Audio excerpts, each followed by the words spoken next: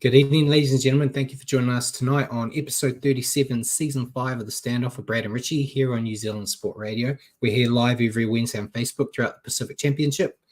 Evening, Richie. The final round of internationals has come and gone with the Kiwis going down in a heartbreaker after a shocking first half put them on the back foot. But besides that, it was an entertaining weekend of footy and has set up some exciting finals this week. So how are you and how was your weekend? Yeah, I'm good, thanks, Brad. A little bit bummed out about the result of the Kiwis game, but it was a great game anyway. I think good for the game of rugby league. So I enjoyed that. And we've got the green light to talk about Millie as much as we want tonight, right here. Yes, she didn't play, but we'll have to find a way to bring her up every chance we can. Yeah, the missus is on holiday back in her homeland, so I don't think she's watching. She just texted me, so maybe. You never know. We'll see how much data she wants to go through. The Great Firewall will stop it, surely. You'd think so. I think she's got a VPN. I don't know is that doxing her if I say that? I'm not sure. She's going to get up and not be able to come back. That might be the plan, Paul. So while we're here live on Wednesday evenings at 8 p.m, you can also catch our show at your convenience on iHeartRadio and Spotify. Just remember to search for New Zealand Sport Radio. As always, we're going to cover everything you need to know on the week that was rugby league, including our top stories of the week, a review of the Week 3 internationals. We'll then stop and answer some questions from you guys as well as questions prepared for each other. We'll then end the night with a preview of the finals and promotion relegation games and basically what will be our final show next week for the year. Feels like we've been doing it for a long time now, mate. Oh, yeah. It's been a long season. Yeah. So remember to send us comments and questions throughout the show, and we may as well jump straight into the stories, mate. Yep. There wasn't too many that I've thrown on here after I gave you the notes today, so I'm not going to throw you too much off guard. But the Bulldogs have announced the termination of Josh Adokar. His playing contract effective immediately. He has been rumored to have already had a meeting with Eels coach Jason Riles this week, and I saw on social media there was pictures of him working as a labourer. I don't know if that was, some people said it was a job, others said he was helping a mate out. I don't know. But what's your take on the decision by the Doggies? We kind of saw this coming the moment he was perceived to have lied to Gus. Yeah, it looked like it was going to be a relationship that was unable to be repaired between Josh and the club. So probably for the right, probably for the good that he's been made to move on there. And I'm sure wherever he ends up, there'll be a couple of clubs after him. The Eels, like you said, there are a couple other clubs that would also be a nice fit. If it does end up being the Eels, I think he's a pretty handy addition, given that they've lost Blaise Talangi and probably moving Gutherson on. Yeah, that's a bit later in the news. It looks almost certain, almost guaranteed. I expected us to be able to talk about it as an official confirmation, but it sounds like Gutho has basically been granted an early release. We'll throw that into this now. Dragons are ready to pounce, but apparently there has been a bit of chatter that Gutho and his management are a bit frustrated at the slow pace of the Dragons in their negotiations, but I can kind of see it from their point of view too. You got Gutho could potentially be there, Josh Adokar's available, and Ryan Pappenhausen's still technically available. So you might be going, well, maybe if we throw an extra bit of chunk of change on it, we could get a pack. I'm speculating, of course, but that's what makes me think it hasn't been as clean cut, because all the others really have kind of been released, signed, as we'll talk about with a certain Titans player in a bit. But I have no thoughts that Adokar or Gutho or any of those types of players won't be playing in around next year. They'll definitely get a club somewhere. Oh, definitely. And Jacko said dogs will miss the fox. Yeah, we said it a lot, I think, during the year. When the Dogs were a bit up and down, going, well, they just missed that strike power in Adokar. If they had him out there, their attack would look a lot better. Maybe they're just going all in on the fact that they can, hold their own against some good teams just with their defense and hoping that their attack will slowly catch up. Maybe. I don't know. Again, speculating again. But, I think despite the dramas he's had off the field, he's a hell of a talent on it. Yeah. It's just we wouldn't be having this conversation if he was just straight up with the club, which is what we've seen. There's no further news on Ezra Mann, but Ezra Mann was straight up with this club, and that's why it's most likely he's going to be running around in a Broncos jersey next year after a decent chunk of change for a ban, I imagine. But that's punishment enough. Yeah, playing for the Broncos. Yeah. But yeah, anything else you want to add to those two that I just chucked at you? No, that's all good. All right. Now this one, Paul's here, so we'll have to be careful. But the Roosters have reportedly told Terrell May that he's free to begin negotiating with rival clubs for an immediate move. Plenty of rumors for the reasons, and an interesting situation due to how recently they extended him. The reason I said we have to be careful for Paul's sake is he's apparently starting preparations to launch legal action against social media groups who are spreading rumors about the reasons for his exit, with some cease and desist letters already being issued. So I've heard plenty of stories. The current one around with the Roosters. So we have alleged rumors. So none of this is based on facts, folks. We're merely reporting what other people have been saying. I know this for a fact, Paul. I know it 100% true. I'll stand by my convictions. I don't think Terrell could type NZ Sports Radio onto a computer, so I think we'll be fine. But no, the thing from the Roosters, the rumor from their end is that they don't really see him fitting the mold of what they want at the Roosters, which begs the question: why did they just did a few months ago? Year, to almost $1 million a year for such a young player. The May family seems to have a bit of strife when it comes to being professional footy players. He'll get picked up from someone. I have heard a lot of noise that the Bulldogs are interested, but I feel like it's a bad move for the Doggies. I'm not going to tell Gus what to do, but you get rid of Josh Adokar due to his off-the-field stuff and him lying, and then you bring a guy in like Terrell May, who is very talented but has his fair share of troubles off the field. It kind of seems a bit hypocritical in my opinion. But yeah, he is one player I'm not that interested in the Warriors trying to get. I think he's just more trouble than what he's worth. He needs a guy like Bellamy, to be honest. He needs a daddy coach that, teaches these kids to grow up a bit. There must be some reason. There has to be.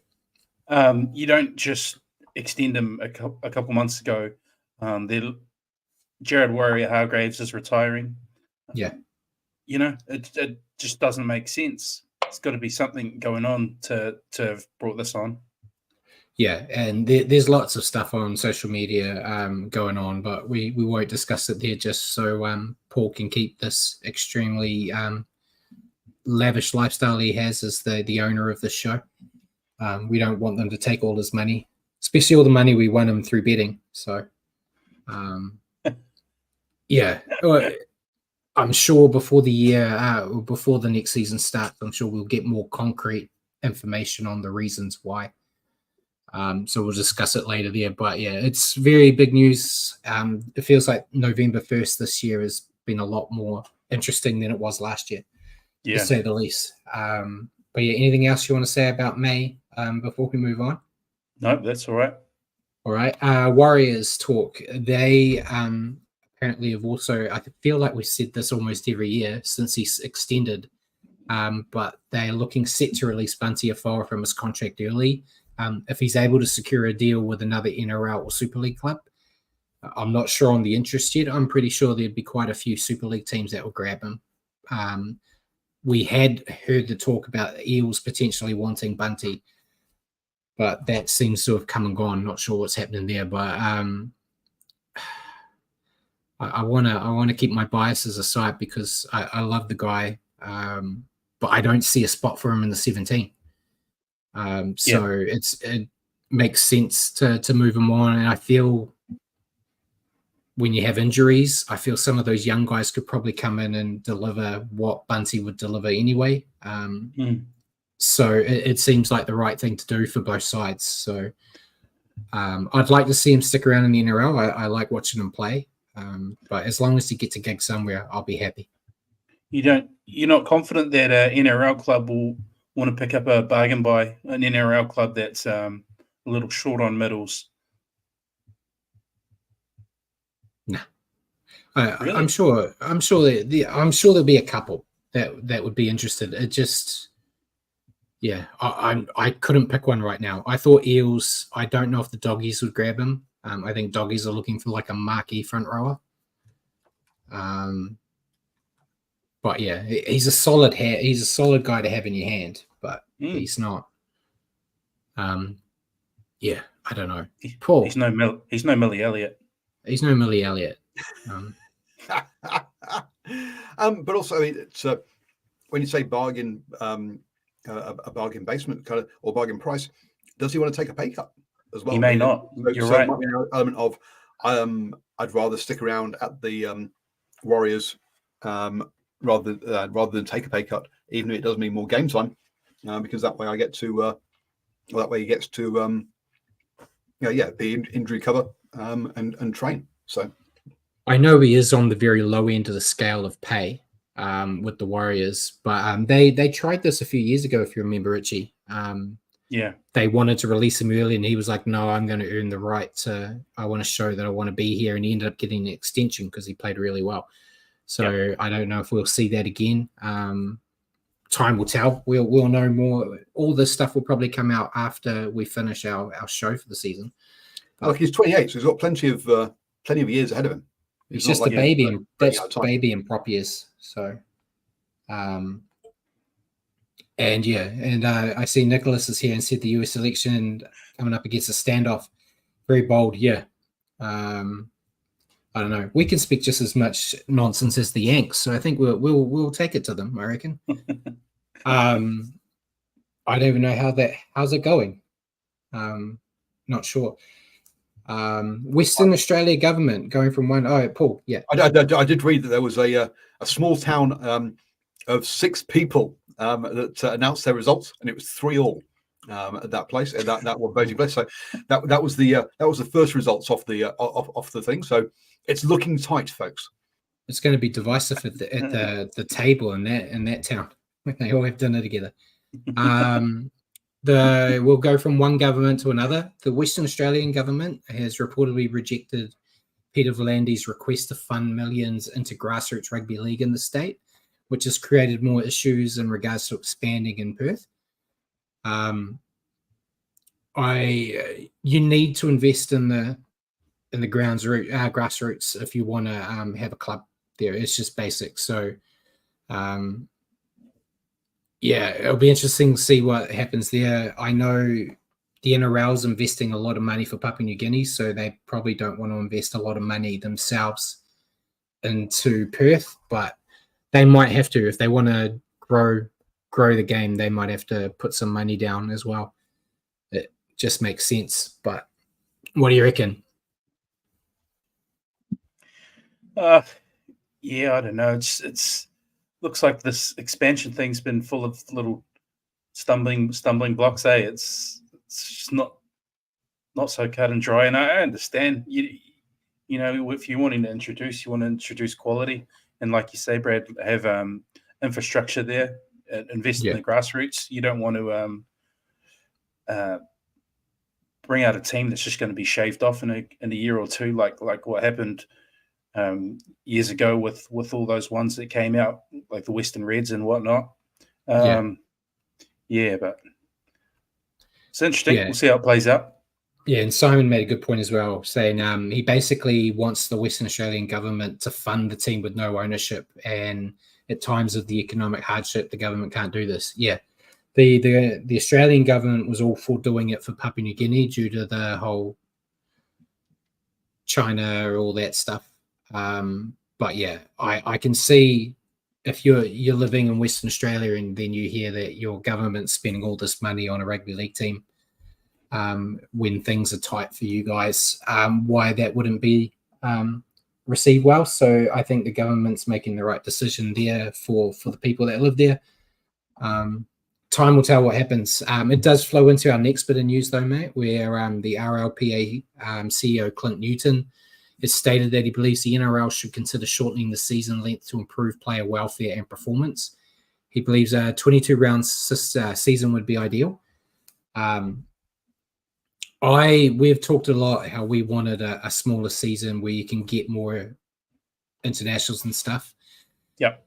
The thing with the RLPA is I hate like businesses, but when it comes to this, I'm always on the business side of things, which I find uncomfortable. But they've just done all the RLPA agreements where they're getting more money for the players and stuff. If they reduce the rounds, does that mean they're going to reduce the pay?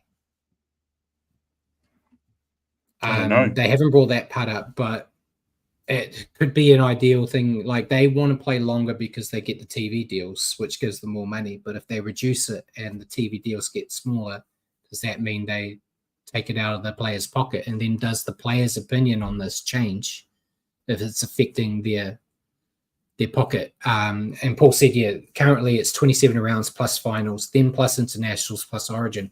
It's a lot. And the big talk at the end of it is all Origin is drawing those 27 rounds, right? Yeah. So it's not actually so that Origin doesn't lengthen the season. It just creates a weird ass section during the middle. Yeah. So I know that the talk all at the moment is they want to reduce it to like a 20-round season once they've got it, or like 21 or 22 season, I think, once they've got 20 teams. But with how everything's going, 20 teams is years away. It's so I think it would be better. I think we've talked multiple seasons about how it'd be good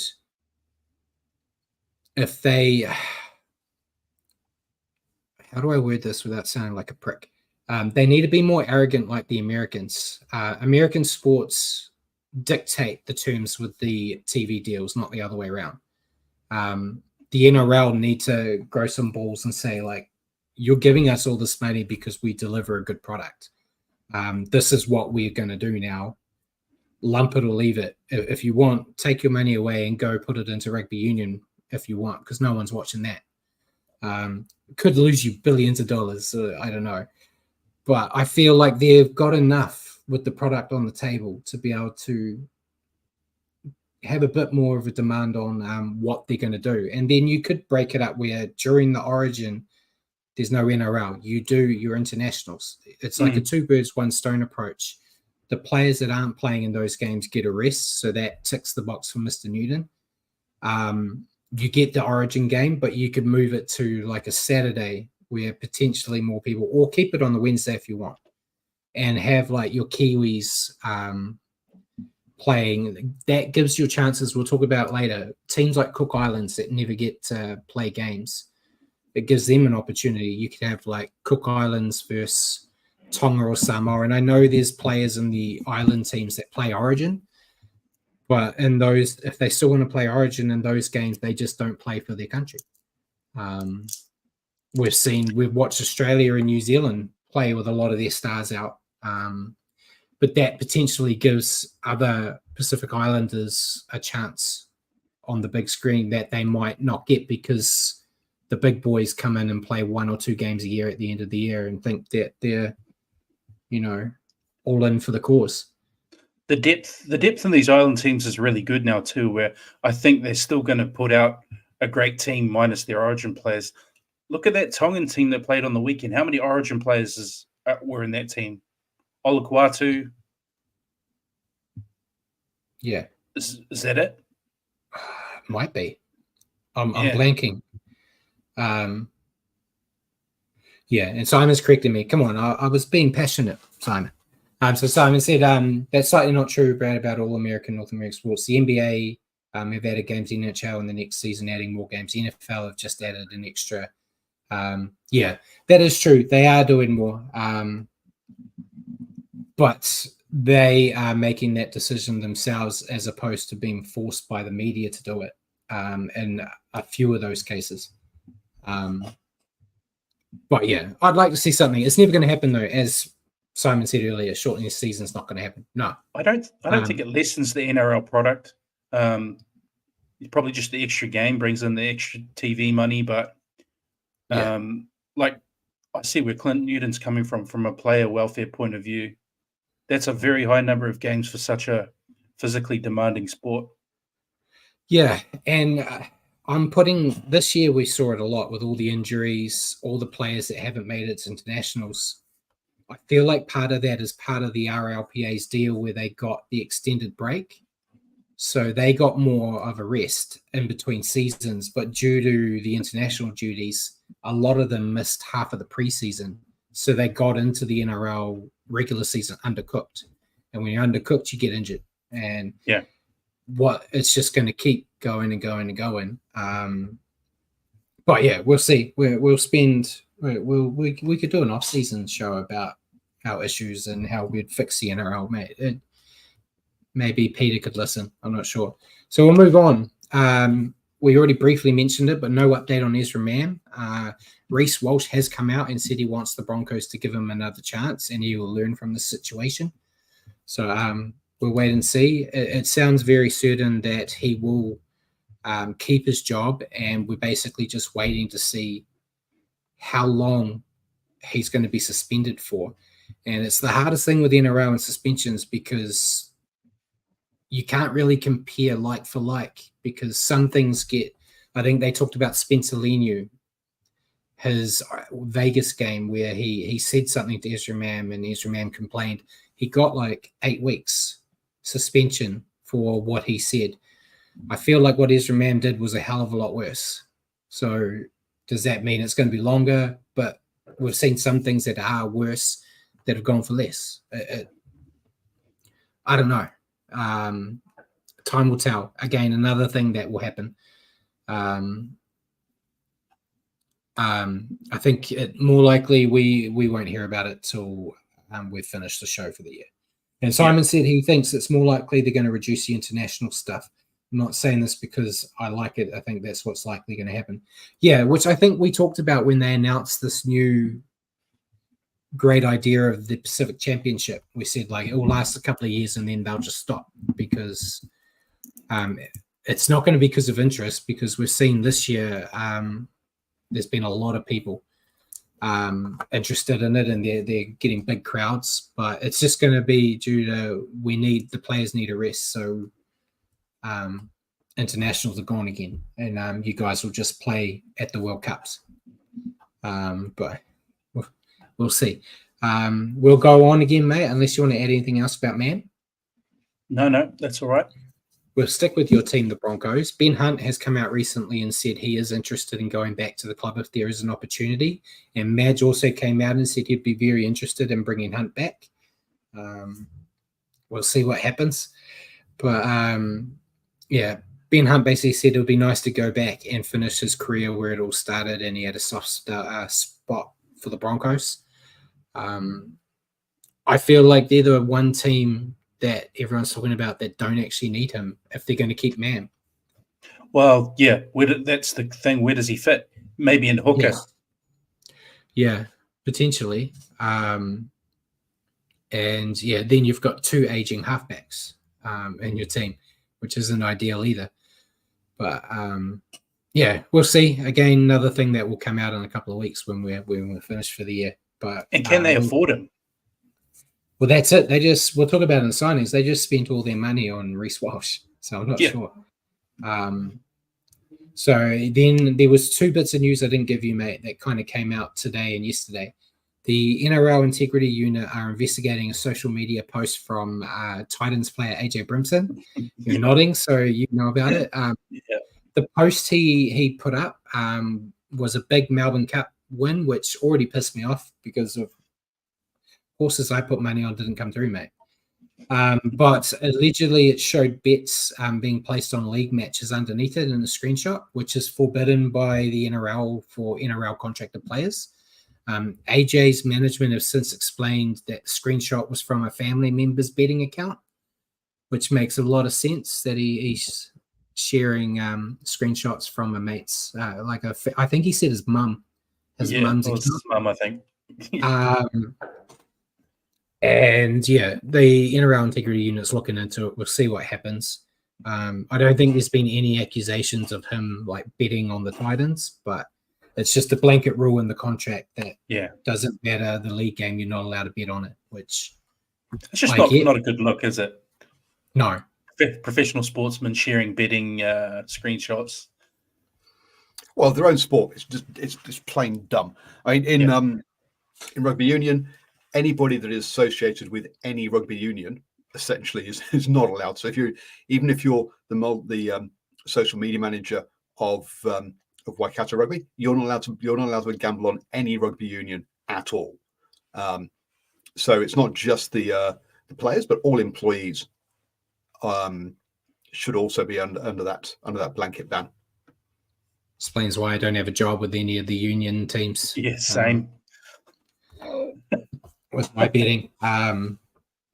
But yeah, we'll just have to wait and see what happens. It'll most likely being a slap on the wrist. It's definitely on the lowest scale of issues we've had in the NRL recently, but it's still, you're breaking the rules. And then the last bit before we get into signings, and that is there's been some noise that Brandon Smith may be in his final year with the Roosters with the club. Apparently not interested in keeping him. Similar to the May model, they think that Smith doesn't really fit the mold of what they want, which I think many people kind of said that before, when they announced the signing, going, he doesn't fit. And I think if we went back in time and looked, I think I said that it wasn't going to work because Brandon needs Bellamy to keep him in line. And he hasn't really caused too much trouble, a little bit, but he's just not really living up to, I think, the potential they thought he would have. So I'm sure he'll get picked up by someone as well, but I'm not sure. I'm quite happy with the hookers the Warriors have, so I wouldn't say Brandon Smith myself either. Yeah, same. I just think he doesn't. I think it's more that he just doesn't fit the style the Roosters play. Yeah. He really fit in well with the way the Melbourne Storm played the game, and he had a lot of success there. But yeah, they just play a different style of football. I think it doesn't sort of agree with him. But someone will pick him up, no doubt, if that were the case. That they want to move him on. Yeah. And yeah, Jacko said Brandon's not worth the big money he's on. No. I don't think he is. And yeah, someone will get him, but they'll probably get him at a decent rate because if the Roosters don't want you, you don't really have a bargaining chip unless he can get some teams that all want him at the same time that he can try to use to leverage each other for a bigger price. But I don't know how many will screen. Probably the Briar Dragons because that's just what they do. Dragons and Tigers, I feel like, are the ones that are going to have their names up. But then Tigers probably wouldn't actually because they got Uppy. Yeah. So that it might be the one player the Tigers aren't interested in trying to lure in. There's plenty of teams that need a hooker. True. Eels, Raiders, it's quite a few. Yeah. So he is, I believe it's his final year, 2025. So he is available to talk to teams. So he could have a deal lined up sooner rather than later. And Jacko reminded me that Tigers have Uppy. Unless they want to do the two-prong, put Brandon Smith at hooker and just move Uppy into the halves full-time. I don't know. Well, Brandon can play 13 as well. Then I say that, and then I remember Jerome Luai's going there, and they got Lockie Galvin. I'm just going to shut up, and we'll move on, mate. So we'll move into signings. There were a couple.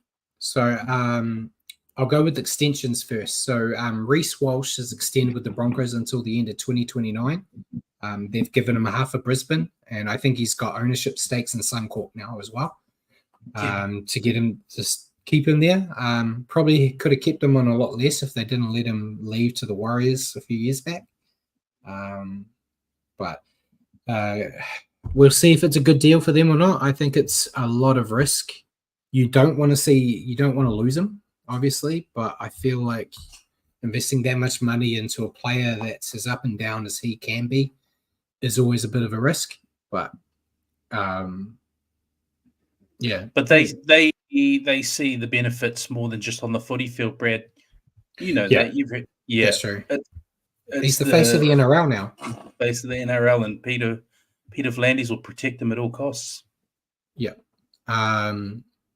So yeah, well done on Reece Walsh for getting a decent paycheck. And the Broncos weren't finished there. They also extended Marty Tapau for another year. Kind of forgot he was there because he's kind of permanently in reserve grade there. But good to see him keep another contract. Now we'll go more extension. Sorry, Sam Walker has officially been confirmed as extending with the Roosters until the end of 2027. I think that it's a no-brainer there. No-brainer. And now we'll go into signings. So the big one that we had was the Warriors actually announced that they had signed Tanner Boyd on a 2-year deal after he was granted an early release from the Titans. The Titans social media team were quite clever with it, because if you saw their release, they said that they had released him early in a bid to continue his career overseas, which makes Australians think of Super League naturally. Yeah. But it was coming here. I think I had mentioned with you and Ruin Hammer, I heard some noise that he was seen at the gym, basically having a tour.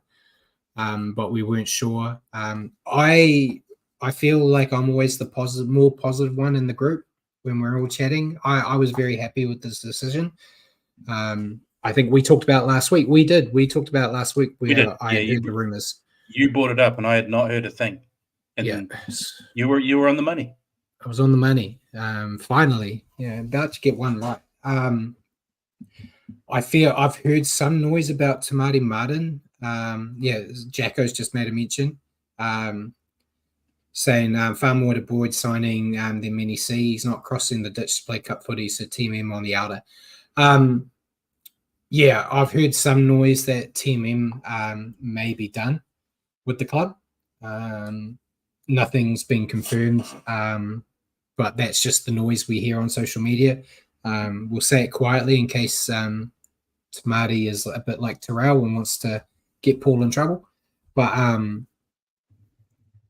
I also feel at the moment, or once Sean announced his retirement, the Warriors didn't have a 7. We have 6s that want to be 7s.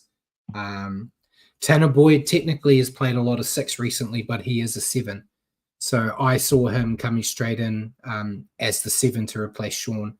I know everyone's saying that Luke wants it, but we haven't seen Luke at 7. Tanner has something that none of our current half stocks have as well. A kicking game. A kicking game. That's right. Yeah, he's got a very good kicking game. He was even the dominant kicker when he was at the halves pairing with Kieran Foran.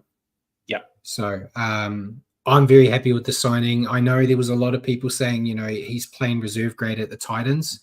But I think, as I said to you and Ruin Hammer, he is playing reserve grade because Keno Kinney set the world alight and had to find somewhere for Jaden Campbell. Mm-hmm. And moving him into the halves was the only way. So if Keno Kinney hadn't erupted onto the scene, this release probably wouldn't have happened. We'd have Tanner Boyd and Kieran Foran in the half still. But, we just need a kicking game. Jacko said Boyd's kicking game along with Metcalf's attacking game will be a nice balance. I think a very good pickup at lowest cost. Yeah, and that's the thing. We're not signing the Warriors aren't signing him on like $1 million to come here. They've got him at a good price. So I think it's the right decision, and they needed a 7. So it made sense. And in all likelihood, the only other 7 that was around is Ben Hunt, and you ain't getting Ben Hunt here. So it makes sense. And yeah, it's 2 years, and by the time his deal's done, Jet Cleary will be the biggest player in the game and ready to lead them. He'll be bigger than his brother. Yeah, we'll see. Very happy with the signing. You got anything else to say on it? No, I'm happy about it too. I agree completely. Right, and then the last two, then, Matt. Yeah. The Knights have signed Leo Thompson's brother Tyrone from Rugby Union on a development deal. Could be a key signing in keeping Leo with the club. As it's a development deal, it might not last long, and then we might end up seeing Leo and Tyrone both playing for the Warriors, Matt.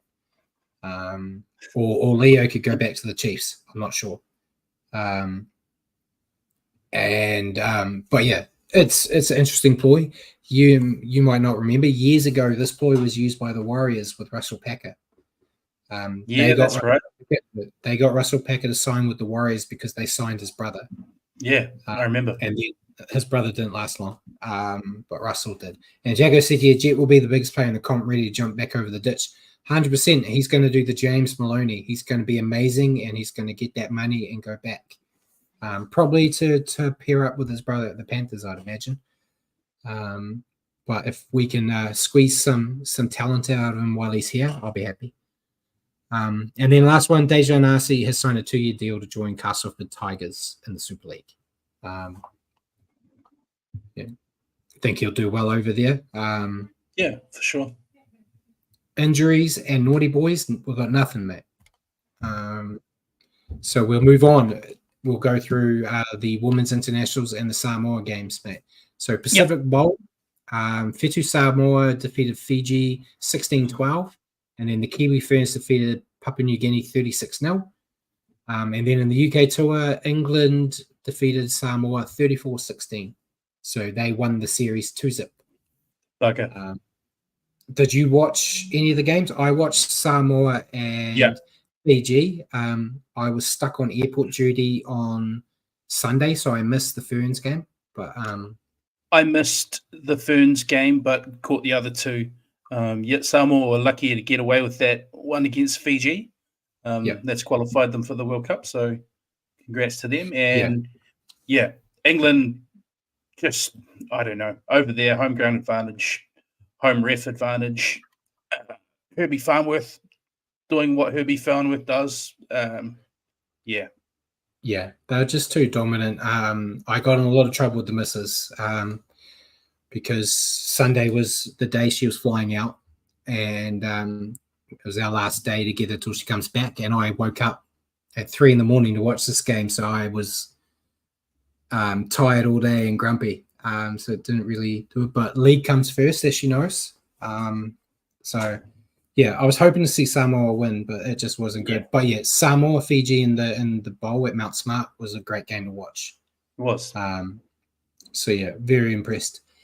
So we'll move on to the men's internationals. Unfortunately, starting on Saturday with Tonga defeating the Kiwis 25-24.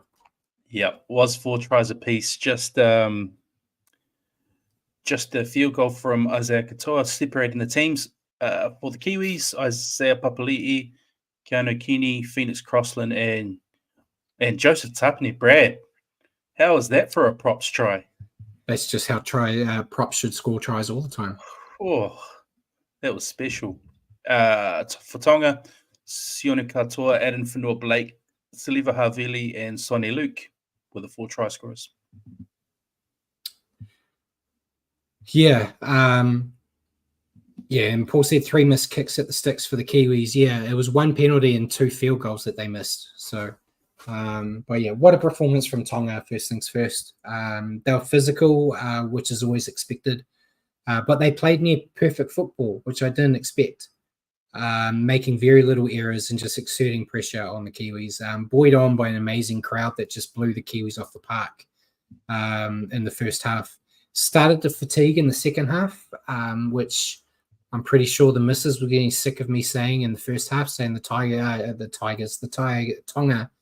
will run out of puff and the Kiwis will come back. And it looked like I was almost going to be a Nostradamus there, but they defended their hearts out, keep the Kiwis at bay. Some would say there was a few penalties that was missed, but you told me not to bring that up. and to be humble in defeat. Very impressive and well-deserved win, though, and hopefully they can bring this level of intensity and accuracy against the Kangaroos in the final, because they could, if they played like they did here, they could beat the Kangaroos in the final. Your thoughts on Tonga? Yeah, I think they're going to want to use that first half blueprint against the Kangaroos. They just played to their strengths, rolled up the middle. Noah Blake, I mean, we're used to seeing him do that, but he was just like another level again in that game. Tamalolo probably played as well as I've seen him play in a couple of years. Man, I feel sorry for Cowboys fans. They're like, where's this Jason been? Oh, it was the Tamalolo of old. They were just rolling through the middle so easily. And the Kiwis gave them a lot of chances, but they were good enough to capitalize. They didn't do anything flash. They just played direct, and you know, they got a roll in and just kept piling on the points, which in the end was the difference. Probably the only downside, like you said, Brad, they tired a bit in the second half. Their left-hand defense looked like it started to struggle a little bit. You know, Keeney and Hiku started to find inroads there in the second half. So they'll want to clean that up for this coming weekend. But, I mean, congratulations to them, a massive result, and great to see in front of a sea of red. Happy for them. The crowd was fantastic. I'm disappointed from a Kiwis fan point of view, but a good result for Tonga. Yeah, and your thoughts on the Kiwis? I feel like they just left way too much to do. That first half in particular was shocking. Just dumb penalties, so many errors. I lost count of the number of lost balls in the play of the ball, and it was pretty much spread across the team. There wasn't. I think I said to you guys in our group chat during the game that I don't give many. I may be only giving Isaiah Papali'i a pass mark at this point. Keeney was struggling. It was nice to see him bounce back, even though he had a very difficult first half. He was really good in the second. So nice to see he's able to, even though he was having bad time of it, he was able to bounce back and then he was really good in the second half. So credit to the Kiwis for the second half and coming back and nearly snatching the win. They looked far better in the second half, but the first half pretty much sealed our fate. Yeah, I've kind of got the same. Embarrassing first half from the Kiwis. They were rattled by the Tongans' physicality, and they just couldn't keep hold of the ball in the limited times they had it. Once they reduced the errors in the second half, they started to fight back, as you said, and they looked almost certain to come away with a win. I was actually talking on the couch here, because they said at halftime the Kiwis were paying $19 at halftime to win the game. And I was like, some crazy people would have put money on that for shits and giggles, and it's going to come off because I was certain they were going to win it. But yeah, they started that fight back, and it was the point. Even a draw would have got them into the final. They didn't need to necessarily win. And some beautiful tries, as you said, targeting the Tongans' left edge, and Joseph with that kick through where everyone on both sides appeared to give up on the play, and he just chapped it through. And in the end, when push came to shove, they just couldn't ice their opportunities at the dying stages. I feel like they panicked. That first missed field goal was okay, and then when they quickly panicked and did the second one, I don't think they needed to do it as quick as they did. I feel like instead of going, if they had just run to the right edge again, they probably would have gone over. But that's you can say a lot of things when you're sitting on the couch, giving your input. But I think what hurt most is it was shocking to see the defending champs that went from a 30-0 win over the Kangaroos in the final last year to not winning a game and now playing in the promotion relegation. And while it's too late, they need to make a statement in this promotion relegation game against Papua New Guinea. They need to beat them so bad that they just rip up the idea of having a Papua New Guinea NRL team. Just wipe them off. Just on that, I mean, comparing last year to this year, I don't know. I mean, It was a big Kiwis team. You were taking out the Dalian Player of the Year, Jerome Hughes, and Dylan Brown, replacing them with a retired Sean Johnson and Chance, who's not really a halves player. He still didn't even taking out in that game. You're taking out Joey Manu and replacing him with Peter Hiku. Peter Hiku was very good on the weekend, though. I'll give him that. Yeah, there's some big outs. Yeah, there was. I still think they had a decent enough team to get the job done, though. But yeah, seriously, some big outs there. But yeah, your player to stand out, mate. I had to go AFB. Yeah, I went with AFB too. Yeah. I was stuck between him and Jason Tomalolo. Either way, you could have gone. It was those two. Tonga did have a bit of a Warriors effect when JT and AFB went off. That was when you kind of saw a bit of a drop.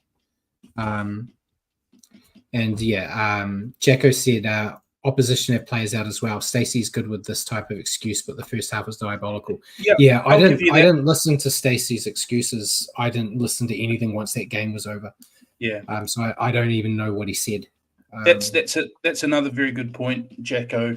As well as those players being out, we've also lost Madge and replaced his position with Stacey. And we'll talk more about that later. I'll talk about that later. Yeah. So Paul said Jason Tomalolo only got 45 fantasy points. See, this is what happens when you're sitting there on that little computer looking at the little numbers. Numbers mean nothing, Paul. I know 80% of the times we picked the fantasy leader this year, but he was a monster out there with what he was doing. But yeah, fantastic. Well done to Tonga. Very, very upset about it at the moment or at the time, but very happy to see them, get to that next stage. So we'll go on to the next game, which was a bit tighter than I expected, Matt. Papua New Guinea defeating the Cook Islands 42-20. Yep, 8 tries to 3 for the Kumals. Elijah Roltinga, Nene McDonald had 2. Lachlan Lamb, Robert Derby, Sylvester Namo. Elijah Roltinga had another one, and Morea. And for Cook Islands, Davey Mwale, Stephen Masters, and Isom Ioka. Yeah, so I had to say it before. So I said, maybe we'll get a better team, easier teams to play next year if we get relegated. I feel like that could be the end of this competition if New Zealand or Australia ever got relegated to that second tier. I think that's when they'd put a line through it. But I don't see them. We'll talk about it later. I don't see them losing Papua New Guinea myself. But in this game, though, was a tight first half. In another physical encounter, Papua New Guinea showed their attacking ability and some nice defensive structure when they went down to 12 men early on. They came out fighting in the second half, and when the Cook Islands received their sin bin, Papua New Guinea put their foot down and never looked back. That's when the points started to pile on. With them putting their attack on full display. A well-earned victory from Papua New Guinea.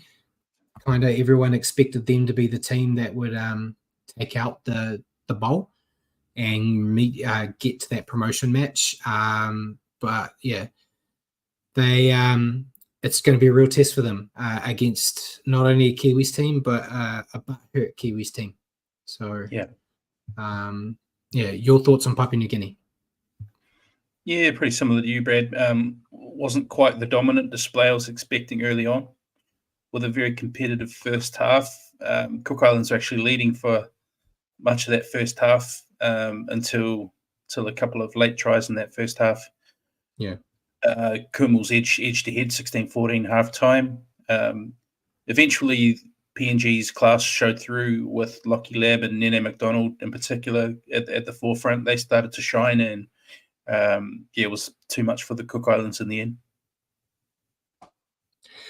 Yeah, and thoughts on Cook Islands? I was impressed with the first half from the Cook Islands, exceeded my expectations. Kind of much like their game against Fiji, though the gap in quality did show in the end. And it's just, I think they just need more time together. That's the tough thing with these smaller nations and international rugby league. They just don't get the fixtures and enough time to gel. And yeah, and well, they even gap in had class showed. Alex Glenn even came out of retirement to play for them. Yeah, exactly. To help them out. But yeah, Cook Islands did a lot better than I expected. I expected this to be an absolute schlocking, but they made a real match of it in that first half, but just ran out of puff, which saw their discipline drop. And once they were down to 12 men, they couldn't keep up with Papua New Guinea. They had plenty of heart, but as you just said, they just need more games each year so they can build. 2 games a year is not going to make this team competitive, which is not a surprise. And I think Jacko mentioned before we move on that he saw that Jason Demetrio has Papua New Guinea playing with some structure and a plan, just not bash and hope of old. And yeah, guided by a player that I've picked as my player of the match in good form. It's made them good. But yeah, it's dangerous. We saw it with Tonga, where Christian Wolf came in and changed their whole scope of how they even approach a game. And they went from being just one of the Pacific Island teams that will get a game every couple of years and get smashed to an actual team that you have to take seriously. So hopefully Demetrio can keep this train going and we can see a bit more out of Papua New Guinea, just not this week. Your player to stand out? I went with Lachlan Lamb, actually. And I think that's kind of adding on to what Jacko said, Demetrio hasn't playing with some structure. They actually have some players who can implement it. And a half like Lachlan Lamb, who's a very good playmaker, and Nene McDonald, they've got the physicality, but they've got a couple of people who can run the ship as well, which they're looking quite good. Hopefully not that good this coming weekend. And then also Kyle Labert played really well too. It's a good halves pairing. But yeah, I went with Nene McDonald, which Jacko mentioned that he's in supreme form. He was my player of the game in the last game Papua New Guinea played. So he's just been on fire. I know he came out after that first game saying he still wants to get back into the NRL and play there. I think if he has another good showing against the Kiwis this weekend, there will be a few NRL teams that will be interested. You get him at a reasonable price and he's playing really well. So I thought it was fantastic. He's definitely a strike weapon for them. And as you said, they got a halves pairing that can actually utilize those weapons, which makes them good. A good attacking team. And that's it for the round. We'll look at the standings. We don't really need to, but it's just may as well do it. Rip the Band-Aid off. Once Paul's ready, we can just faff until he's ready. So I thought you were going to answer questions first. But... No, you know the structure. So Men's Pacific Cup ended. Australia undefeated at the top. Tonga 1 win, 1 loss, and then New Zealand 0 wins. The Women's Pacific Cup, Australia rinse and repeat, undefeated, 2 wins, no losses. New Zealand 1-1, and Papua New Guinea 0-2. Then in the bowl, Papua New Guinea, their points differential not as good as Fiji. They were positive 34 to Fiji's 38. They were just lucky they got the 2 wins. Fiji 1 game, 1 win, 1 loss, and then Cook Islands 2 losses. And then Pacific Bowl, which is the more interesting one. I still don't understand how it works. Samoa and Fiji played 2 games. Cook Islands and Tonga only played 1 each. I don't know how it works. Basically, the Cook Islands and Tonga, the first game, basically it was kind of like, do you get to play a second game? Winner stays on, yeah. Yeah, winner stays on, basically. Yeah. So, Samoa took that out, so they're going to be in the promotion relegation. Fiji second, Cook Islands third, and Tonga fourth. Not how I anticipated the final results there to be, but it is what it is. So we're moving to questions. Paul was all excited, so I'm sure he's got a great question there. Oh, it was the one question, which was from Christopher Bailey. Where are New Zealand ranked with England easily beating Tonga 3-0 last year? So what do you, where, in your mind, what is the ranking of the international teams at the moment? I don't know what the official rankings are, but I know that's not what I asked you. I said, in your mind, what is the full strength or the team that played in the weekend? Yeah, the ranking, the right ranking of the teams, which that's full strength. If we're full strength, we're number one, baby. Jack said the opposite. We're ranked in the outhouse. If they're full strength, I still have them number 2 behind Australia. I think a full strength Kiwi team would wipe the floor with England. Yeah, what do rankings mean, really? If it's the team that played in the weekend, I would say we'd be 5th or 6th. I'd put us below Samoa. So how do you okay? So you got Australia number 1, obviously, after their performances. Then you've got New Zealand number 2. Who've got number 3? I've got Tonga. And then 4? I've got England. Richie, are you there with Tonga or with England? It's splitting hairs. I'll sit on the fence. I see the argument. England swept Tonga last year, and they swept Samoa this year. But Samoa beat England in the World Cup semi-final. Oh, it's tough with league. It is with so few games. Anyway, so for the official rankings, then, because that was the slide I had available ready to bring up. You've got Australia number 1, then New Zealand, followed by England. England only 2 points behind New Zealand. God knows how these points are done, but quite a gap then of 13 points back to Samoa. Samoa are what is that? That's 18 points ahead of Tonga. So Samoa above Tonga at the moment. And then Fiji have just moved ahead of Papua New Guinea with 40. But so Tonga 49, Fiji 47, Papua New Guinea 46. Clearly it's pretty bunched up there. So that's as of 30th of June 24. So not taking into account the internationals we just played. So I'd say the World Cup for the previous years probably played a bit into that.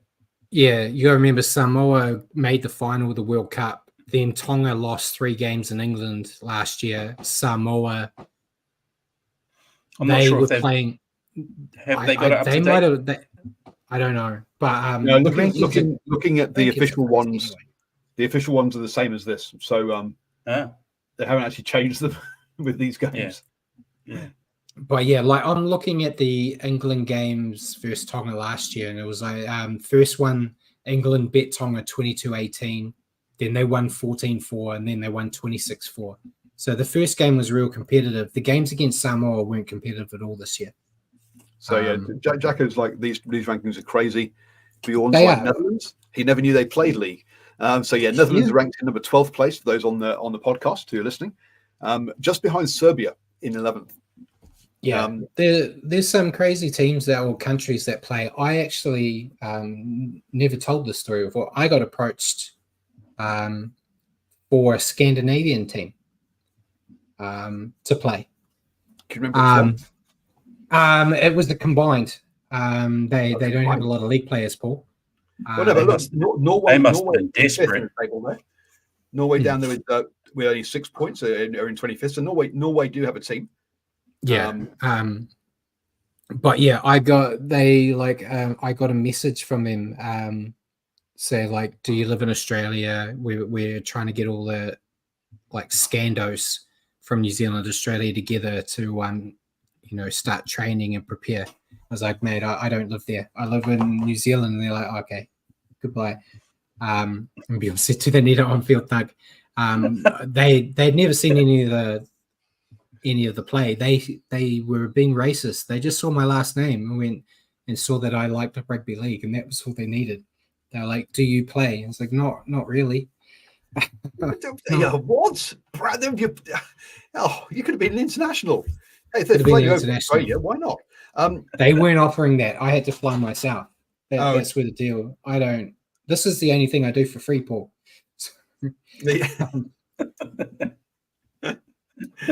Oh dear. But it's good that the problem though is that they have all these like little teams that they want to try, and they never get to play. I know there were a few little games happening this year, but it's just not. It's seriously, thankfully, due to the Pacific Islands getting some players that wouldn't normally play for them because they left the Kiwis, or Australia have shut their eyes and said you can play Origin and play for Samoa and Tonga. That's given them some players that they may never have got. That's made them competitive. Otherwise, it was always just 3 teams that played the sport. Look at so there's obviously you got Australia, New Zealand, England, the 3 teams you're talking about. Samoa, Tonga, Fiji, the Pacific Island, Papua New Guinea, what sort of Pacific Island teams you're saying about getting players back. Then France, obviously with the Catalan Dragons, are there. Then Lebanon, which for some reason I do remember being a league team, but I can't think why or where they play. There's a lot of Lebanese in Australia, so a lot of the like guys that can technically play for Australia play for Lebanon. Like at the last World Cup, Mitch Moses played for Lebanon, and he's playing for Australia right now. Then we've got the Cook Islands as well, who are playing in this competition. I guess the Serbia team will be a similar situation to Lebanon, with predominantly Australian-based second or third generation Serbians playing for that. And then you've got you're very much amateur teams in Netherlands, Italy, Greece, Malta, which is a tiny island in the Malta again, a big base in Australia. Yeah. Right. Okay. And interesting there, I haven't put it on the news. You can barely see it. South Africa's right at the bottom, right? I can't see it at the bottom. No, that's called Kenya. Kenya below that. Oh, sorry. With the that's to remove the banner. So Kenya are ahead of the Philippines and ahead of South Africa. Yes. Yeah, because there has been noise that South Africa are chasing the chance to host the next available Rugby League World Cup. Which, if you ask South Africans, 90% of South Africans don't even know that they have a rugby league team. They're called the Rhinos. But yeah, a nation that would be fantastic in some aspects of rugby league if they could convince them to play it. But yeah, too fanatical about rugby union. So Simon's pointed out that the Kangaroos, Chasing Kangaroos podcast is the best place to find out about international rugby league. Especially the non-tier 1 teams here. Speaking of non-tier 1 teams, and he says that there's a bit of domestic Serbian and Balkans rugby league competition. There you go. I just was unaware of that. I guess I'm assuming the Ukrainian team hasn't played much recently. Probably not. There you go. Yeah. Oh no. So yes, that's the yes. A joke just popped into my head there. Trying to avoid USA election politics, and I go and throw that in there. Oh, geez. Anyway, yes, that's all the questions from the live chat, guys. Everything else we've covered as we've been talking along. I'm going to tell you that joke when we finish. I tell you, we're not doing it live. So we'll go with your question to me first, mate. Yep. We got to see outgoing prop AFB go head-to-head with incoming prop James Fisher-Harris the weekend just gone. Having seen that, what are your thoughts on how the Warriors are affected by this wee swap? How are you feeling about it? I knew this question was coming at some point in my life, mate. They're different players. I know that's cliche. No, they are. They are. I think the Warriors will miss AFB's post-contact meters that he gets and his try-scoring ability. But what they get in James Fisher-Harris, I think, goes beyond what's on the rugby field. I think we talked about it when they announced the signing, and the stories you hear from Kiwis, the young guys in the Kiwis camp about James like taking them under their wing and developing them into the players they've become. Guys like Leo Thompson, who, not many people talked about him a lot until he made his Kiwis, and then like he went up another level this year, and he thanked James Fisher-Harris for that progress. So I think off the field, you look at all those young forwards that we saw like get chances this year for the Warriors, thinking a guy like James Fisher-Harris, what he could do to help develop them. And then on the field, he's a beast as well. He's not going to run for 100 post contacts like Adam Fanua-Blake is, but you never end a game and go, James Fisher-Harris did like 50 meters and didn't really do anything. Yeah, agreed. So they are different. There are going to be parts that they're going to miss, but there's also parts they're going to gain. So it's traditional cliche Richard sitting on the fence question answer. I love them both, mate. You asked me to pick between two children. Are we going to be better off or worse off? Better off. Helps our chances. Yeah, Eden at times I think, he gets in his own way with his behavior. We had it all the time. When he cracks the shit, things go down. We also saw he got one game off because of being, a sook, basically. Please don't hurt me, Adam, for saying that. And the forwards didn't miss him 100%. So I feel like the young guys can step up in his place. James Fisher-Harris is a hell of a lot better than those guys. I think they'll do better with James. I think James is a better fit morale-wise, let's just say. Love your positivity. I gotta bring it because everyone else seems to be so negative. Bjorn says there seems to be a behind-the-scenes aura about James Fisher-Harris. I just hope the team goes with him. And Jacko said, I think the James Fisher-Harris leadership and hard training attitude will help more than AFB's brilliance with ball in hand. Yeah, it's all the fun. It's all that stuff that I think is better in the long run. But yeah, it's real hard to have that argument when AFB was in beast mode on the weekend. He's got that in him. He does. We will miss that, but we will miss that. But I think you're right. I think we're going to get some benefits out of James that we don't get from AFB, which will help us for sure. Yeah. Would never. I if we could turn back time and make sure that Adam didn't leave us, I would be happy. Yeah. But knowing that, we probably would have had both of them because James wanted to come home. My question for you, mate. No fence sitting for you either. Yeah. We've only seen 2 games with Stacey Jones as Kiwis coach. Do you think New Zealand made the right choice in giving him the job, or would you like to see them search for someone else? No, I don't believe we made the right choice by giving him the job. With the knowledge of who we know was going up, who wanted the job, Wayne Bennett wanted the job. Yeah. And we gave it to Stacey. And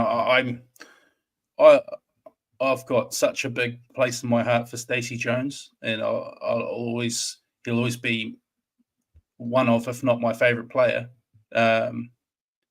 Doesn't mean you're going to be a great coach. And I just don't understand the appointment. And saying that, would I like to see us search for someone else? No, I think we give him a couple of years now. Well, what's the point of ousting him after one campaign where he had a lot of people unavailable? I think he'll be gone after the World Cup. It's too close to the World Cup to get rid of him now. Yeah, you kind of got to run with him until then. Yeah.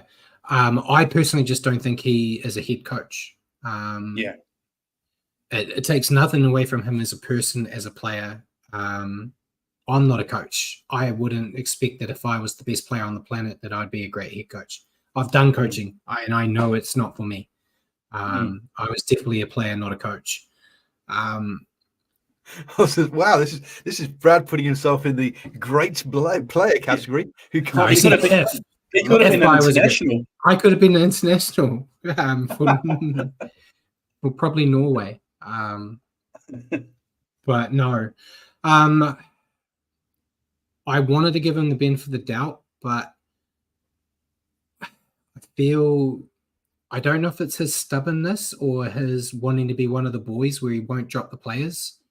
after that first game against Australia, there definitely should have been changes in that team, and we'll talk about it next. He's made no changes again. He's stuck with the same team. He's got a guy that's not a half in the halves. I know there's players out, but there are other options he could have done to move around. You could have even bloody switched it and put Chance at centre and put Peter Hiku in at 6, and I think you would have had at least some form of kicking from Hiku. I know it wouldn't be better, but yeah, he was there. He had a dud hand. I'll give him that. With the team he had, so he's got to the World Cup. Hopefully we see what he can do when you've got the Dylan Browns, the Jerome Hugheses, and the likes in there. Who knows what next young kids are going to come up and be ready for internationals. If he had Dylan Brown and Jerome Hughes, we could be sitting here talking about Kiwis 2 from 2. We could have as well. That is a great thing. And yeah, so I think he'll get to by the World Cup as well, there might be other coaches ready to go. By then, Madge would have been sacked by the Broncos. So Madge might come back because I don't think New South Wales will take him back after what he did, but the Kiwis will. And Jagger said Hopewadi was a passenger late in the game. Stacey should have missions out to attack that side. Yeah, there was a lot of time where it was like what Richie said. Their left edge attack was in tatters, and any time the Kiwis ran there in the second half, it was basically points. But then they stopped. So he needed to get there, target that side. I don't know if Sean and co were overcalling him, but I feel like Sean's got a bigger footy brain than a lot of us. He would have been targeting that edge unless told otherwise. So I don't know. Having a look at Stacey's career, essentially he's been an assistant coach the whole time. Yeah. So to call him not a head coach, I think is a bit harsh in the fact that he's never had the opportunity to be that. He was head coach of the Warriors, and he was looking like he was going to slit his wrist in every interview. He was miserable. He hates it. He actually said he didn't want it. He doesn't want to be a coach. He even said, "I don't want to be a coach." And I guess that's a full-time NRL gig though versus a couple of internationals. Kind of different. It is different, but in two things there. One is there's a difference between being assistant coach and head coach, and then another one is there's a big difference between. I mean, look, he was interim. He knew it wasn't a full time. He was filling a gap there. There's also a big difference between being a head coach where you have control of the players for 8 months of the year or whatever, and another one where you have the guys for 2 weeks or ahead of like 2 games. So he's got these guys for like maybe 5-6 weeks at most. So yeah, it's a very different style of coaching, as Razor is finding with the All Blacks as well, and that's so yeah. I think it's to go 2 games in. I think it's a bit too early to say he's not this. Whether he should have it is a different ball game. But how do you get rep rugby head coach experience? What opportunities are there? Is there a junior Kiwis? For example, there is. So yeah, should they be bringing people through that way? Would be my suggestion. See, ideally, if I was in charge, Wayne Bennett would have got the gig with Stacey as his assistant, and then when Wayne's done, he's like educated Stacey, because you think Stacey's been assistants to guys at the Warriors, who probably aren't the guys you want to be learning from, to be honest. Current coach excluded. But a guy like Wayne Bennett would teach him so much that would benefit him not only at Kiwis level, but Warriors level too. So if it was me, I would have been future-proofing the Kiwis myself with the Wayne Bennett selection. Hindsight's a beautiful thing, though. But I think back when he came out and said, I want to coach the Kiwis, I think we were both all for it. And Bjorn said, was Wayne looking at just this year until the World Cup? He was looking to the World Cup. He wanted to go take them to win the World Cup. He was also involved the last time the Kiwis won the World Cup. So as the assistant. I'll put quotes around it. The assistant to Stephen Kearney. Coaching advisor. If you read any of the books of the players that were involved in that campaign, Stephen wasn't the coach. Bennett was. Yeah. But and yeah, it's a big faux pas. The Kiwis, the New Zealand Rugby League organisation is well known for making the wrong decisions at the wrong times. Let's just say. Yeah, but also backing up Stacey, your decision to be positive about Stacey is for this thing, which is a couple of games a year. Quite a lot of it is going to be about getting the players enthusiastic about it, and getting the players to understand or putting the kind of the worth into the jersey and how you want to be putting your body on the line. And if it is only for 2 weeks, and that's what you're trying to give, having someone who wants to have it and really wants to be part of, has a history with the Kiwis, is not a bad choice from that point of view. Has it come off? Not so far, but there are a lot worse appointments that could have been made when you're looking for that kind of thing. Jack mentioned too much nepotism and looking after old boys in NZ League. Yeah, I guess nepotism could be part of it. You could, I guess that's the it's just league in general. Having a passion for it versus nepotism. Yeah, it can be a double-edged sword. Yeah, I don't know. Your excuse there just sounds like my arguments with my missus when I tell her she could always do worse. It's not necessarily about how good you've got it, just how bad you could have it. But yeah, so we'll move on. Great questions. I didn't have the heart to do Australia-Tonga team naming, so we're doing the Kiwis still, mate. Kiwis versus Papua New Guinea in the main event. We'll talk about it in the fixtures after we do the team namings, but promotion relegation game is the last game played in this competition. The final is the curtain raiser, which makes no sense to me, but that's weird. It is weird. So Kiwis, Papua New Guinea, winner stays in the Pacific Cup. Loser goes to the bowl. You do the Kiwis team. I've been panicking about this Papua New Guinea team all day, but mate, I'm telling you, that's easier than the Tongan team you read out last week. I was going to say, look at this. You got McDonald, Darby, Lamb, Richard, Bourne. Don't steal all the easy ones early. Yeah, nothing looks hard about those. Okay, Kiwis. Fullback, Keanu Kenny. Wings, Jermaine Isako, Will Warbrick. Centres, Matty Timoko, Peter Hiku. Halves, Chance Nickel Klustad, Sean Johnson. Forward pack, James Fisher-Harris, Phoenix Crossland, Joey Tapine, Isaiah Papali'i, Scotty Sorensen, Naufahu White. Interchange bench, Cody Nikarima, Griffin Neem, Marati Niokore, Leo Thompson, unchanged from last week, as he said. Yeah. And Papua New Guinea, we got Nini McDonald at fullback, Elijah Roltinga and Robert Derby on the wings, Robert Matthias and Roderick Ty in the centres, Kyle Labour and Lachlan Lamb in the halves, Valentine Richard and Jacob Alec Wink, I think. Front row, Liam Horn at hooker, Reese Martin, Jeremiah Simbikin in second row, and Jack DeBellin at lock. And then Judah Rimbu, Koso Bandy, Sylvester Namu, and Ayla Alu on the bench. Very well done. They didn't have internet there, so they might not know if I got it wrong. Yeah, I wouldn't go very well done, Richie. There was some of those were hard, but Kiwis team, I expecting the same out of them. Papua New Guinea, yeah, they've got a good team. I think they'll be competitive.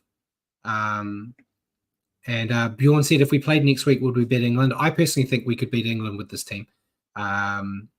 If it's here, if it's in England, I think they lose. Jacko said no, they're just going to lose. He's very down on everything. It's because he misses the Super League since we stopped talking about it. And Bjorn said was last week the longest Crossland was ever in New Zealand. Could well be, actually. But I give him credit. I think my girlfriend mentioned that Crossland was one of like 3 or 4 that looked super passionate in the anthem. He was singing And I all was the like, words. yeah, and I had to explain to her that he's an Australian that is very proud of his nana, who's a New Zealander. But yeah, not throwing shade, the fact that he went with the option of the Kiwis.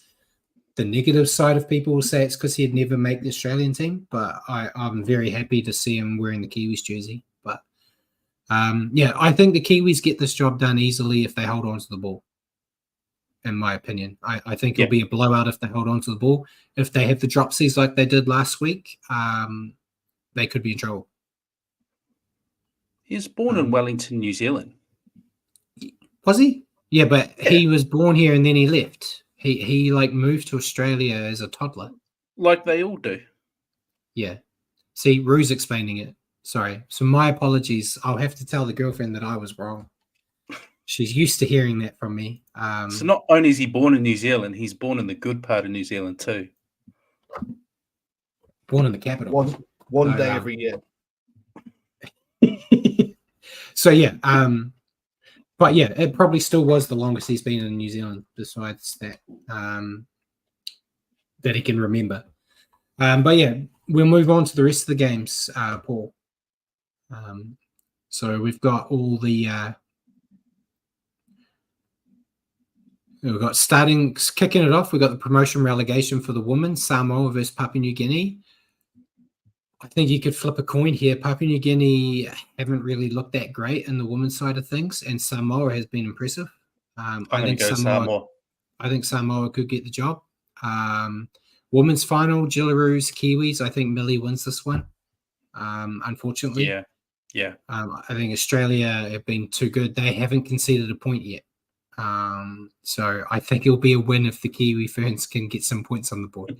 But I think they'll be too strong there. Then we've got the men's final for some reason.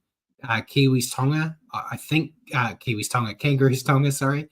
Kangaroos should win this, but I'm really hoping Tonga make a fight out of it.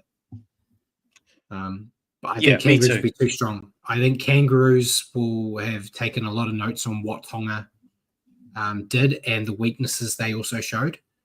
I'm hoping that Tonga can ride the wave of momentum, but at the same time, was that their grand final they just played? I think that could be the case. I would love it, though, for Tonga to win it. To see Australia lose the final 2 years in a row would be great.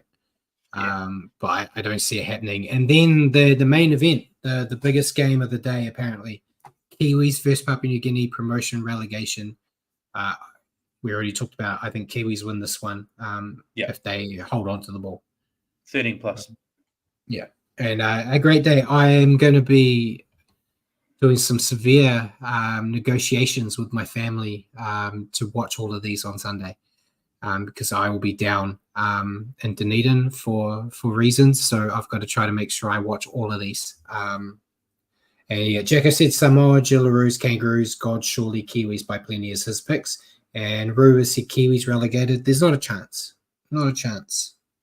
Papua New Guinea ain't winning this. It's not happening. The NRL's not going to let it happen either. Hopefully that's not a Nostradamus moment from Rob there. Yeah. He's known for those. Yeah. So just to run through quickly on the TAB. The TAB have got the Kangaroos beating Tonga at $1.12 compared to $6.50, and New Zealand are at $1.10 versus Papua New Guinea at some $7 on that one. Moving on to the women's side of things, and the Jillaroos are at $1.18, the Kiwi Ferns at $5. So even though the Jillaroos have not given up a point in the entire competition so far, they are at longer odds than either the men's, the Kangaroos, or the Kiwis in this, which just is, to my mind, nuts, put bluntly. Well, they got a tighter game. The Kiwi Ferns are a better matchup for them than the other two. Even though they beat them recently to 0 points. Yeah, but it was Whereas close. The other two close. have the other. It was close. It was close. The other two have actually given up points and stuff. So yes, I put a multi on. Oh geez. Okay, here we go. So we're going for a multi. I've already done a multi. I did a multi on just the men's games. I picked Kangaroos and Kiwis to win in my multi, trying to be smart after I lost all my money at the Melbourne Cup. Okay, so we're going to add the ladies in as well for the I can't the do it. multi. So I don't want to bet against the Kiwi Ferns, and I don't want to bet against Millie, so I have to abstain from that one. It's only $1.45 anyway, so it's hardly a big a big. Millie might be watching, and she'll get mad at me. But yeah. Anything else you guys want to add before we let everyone go? No, I'm pretty good. No, I got to start getting ready for my trip, so we'll let everyone go a little bit earlier. We went a bit longer than we have recently, but ladies and gentlemen, thank you for tuning in tonight and joining us on the Standoff with Brad and Richie. For your weekly update on rugby league, tune into our season finale next week at 8 p.m. Here on Facebook or YouTube. Just remember to search for New Zealand Sport Radio. Cheers again for joining me, Richie. Thanks for your help in the background, Paul. And Paul will be taking, he's retiring early this year. He will not be here for the finale. But yeah, be more of the same next week.